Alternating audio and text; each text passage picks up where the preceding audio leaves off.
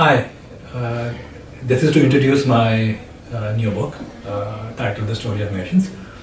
This is my most inventive work in a way, and I'm very proud of it.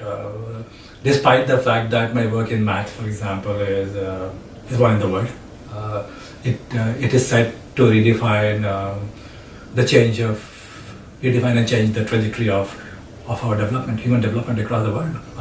But yet I consider Story of Nation to be the most path-breaking work, most inventive work, because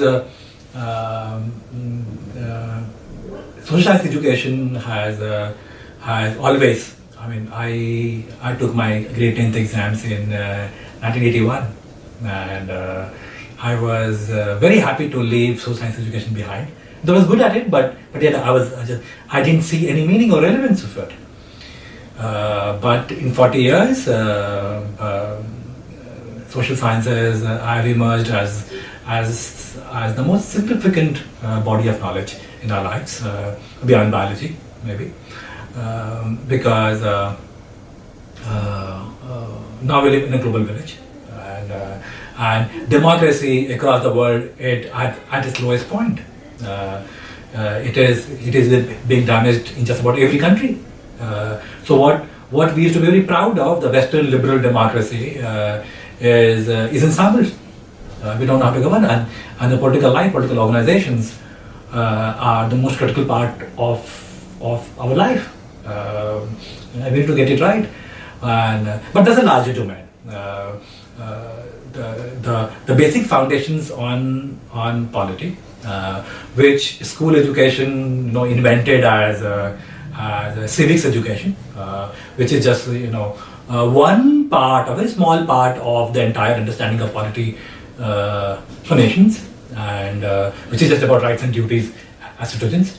So, for example, I mean, we just civics education has reduced democracy to simply free and fair elections, and that's just the beginning of it. Actually, free and fair election is under such condition, of course, but is nowhere near being sufficient.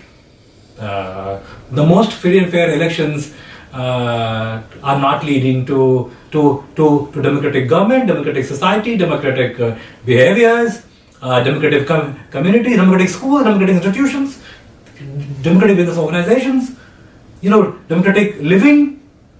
So there is so much more to polity than civics education. So that this book actually puts civics education in perspective.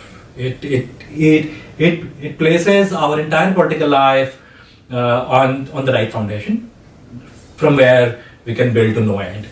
The book, I mean, appreciably and necessarily also has about 190 caselets actually, smaller, but they're all two big paragraphs in a way, of over 95 countries, so that the entire theory and the practices of polity is presented, and is presented over 26 chapters, A to Z.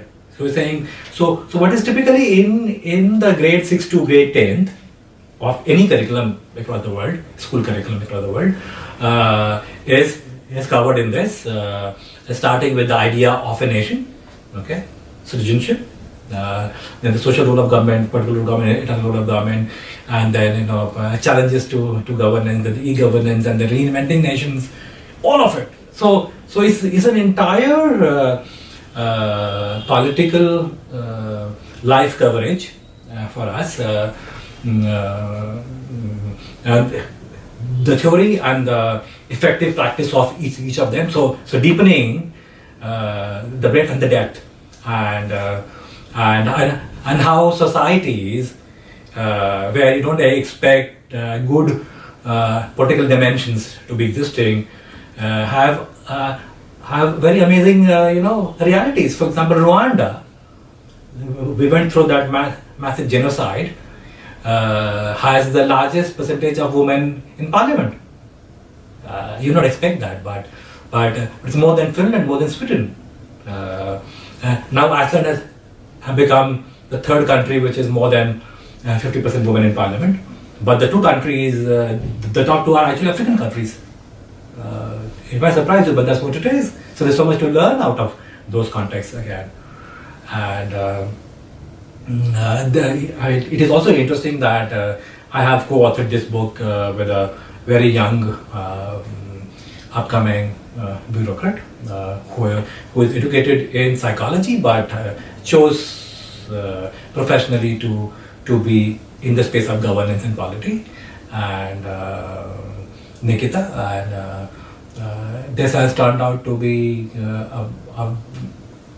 almost an essential piece in